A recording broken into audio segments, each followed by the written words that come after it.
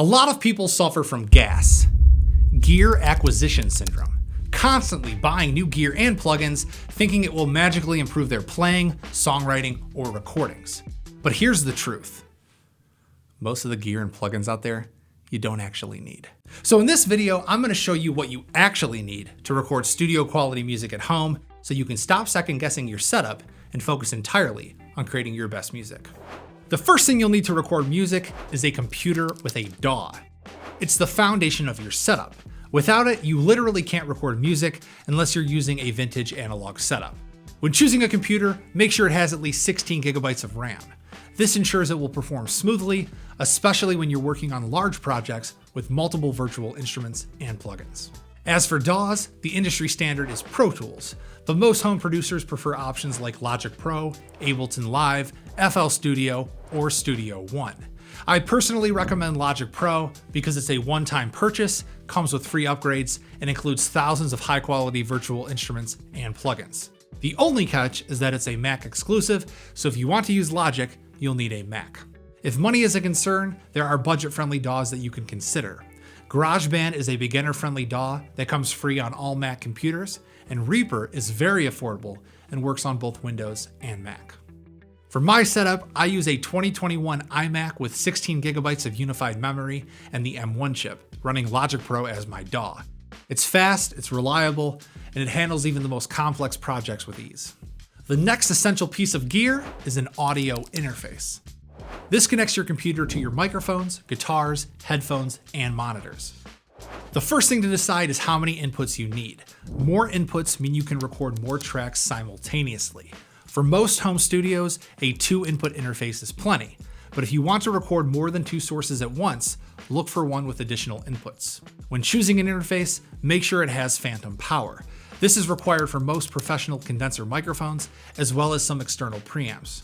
Almost all modern interfaces include phantom power, and it's usually labeled with a plus 48V switch. 2 great beginner-friendly options are the Focusrite Scarlet 2i2, which is affordable and reliable, and the Universal Audio Volt 2, which adds vintage preamp emulation for a warmer sound. Once you have an interface, you might need to install a driver to get it to work. This allows your computer to communicate with the interface.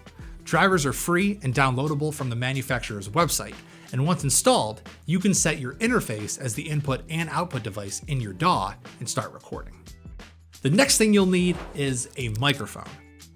While USB mics are convenient, they rarely sound professional and are better suited for podcasts or casual recordings. For studio quality music, you want a mic that plugs in via XLR, and you need to choose between a dynamic and condenser microphone. Dynamic microphones are great for untreated spaces because they reject noise from the sides and back. This makes them ideal for recording vocals or instruments in rooms that have limited or no sound treatment. I personally use the ElectroVoice RE20 dynamic microphone, which is an industry standard for vocals.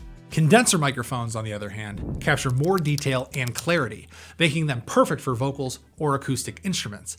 But their extra sensitivity can work against you, as they're much more likely to capture reflections and background noise. If you're working in a treated space, a condenser mic like the Blue Baby Bottle is a great option.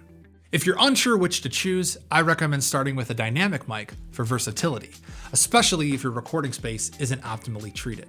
Regardless of the mic you choose, make sure you use a stand to keep it isolated from movement and add a pop filter to minimize plosives. You'll connect it to your interface using an XLR cable, and if it's a condenser mic, remember to activate the phantom power on your interface to get it to work. If you're finding this helpful, then you're going to love my course, Spare Bedroom Studio. It's designed to help you take this setup to the next level by walking you through every step of recording and producing studio quality music at home. To get you started, I put together a free training that highlights the 6 fundamentals of recording at home, and you can watch it for free through the link in the description, so be sure to check that out. When it comes to recording and mixing music, 2 of the most important tools you'll need are monitors and headphones. The type of monitors or headphones you choose should depend on what you're going to use them for. If you're mixing, you'll want something with a flat frequency response so you can hear your music accurately and make the right adjustments. But if you're just recording, they don't need to be perfectly flat, and you should prioritize isolation as well as sound quality because it makes the recording process much more enjoyable. For recording, closed back headphones are ideal because they isolate sound and prevent it from bleeding into the mic.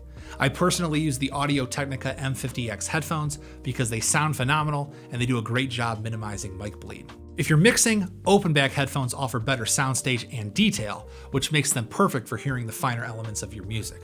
Just keep in mind that they leak sound, so they're not ideal for recording.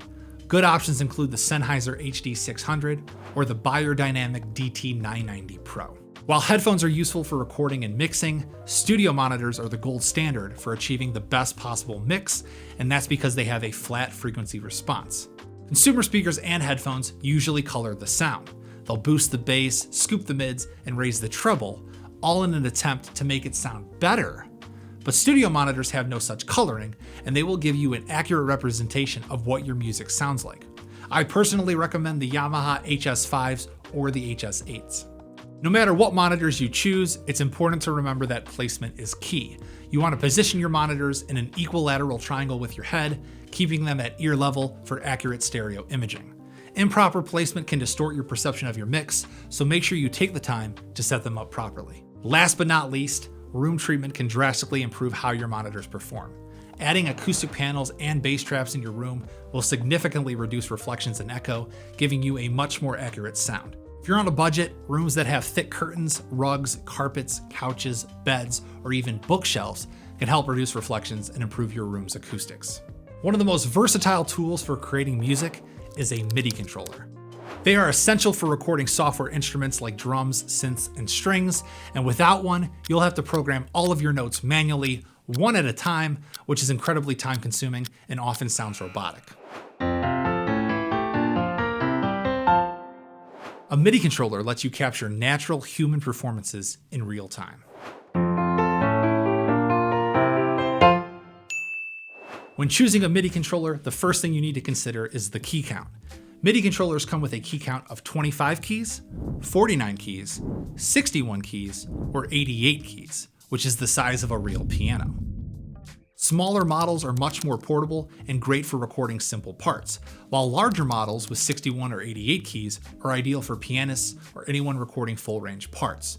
No matter the size, all MIDI controllers include an octave switch, so you can access the entire range of notes even with fewer keys. The next thing you should consider is the key weight.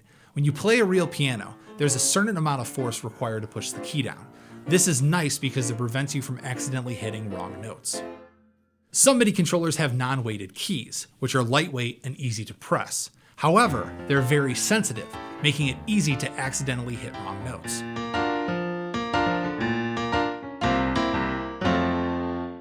While you can edit these mistakes out after you record, it can be distracting in the moment.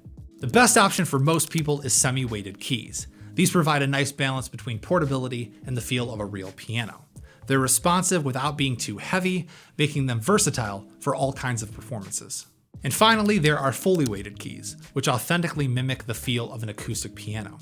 They're great for piano players who want the most realistic experience. That said, fully weighted keyboards are a lot heavier, and thus they're less portable, so they're best suited for permanent setups. Lastly, you should consider the additional features you might want. For example, some MIDI controllers include drum pads, which are great for programming beats.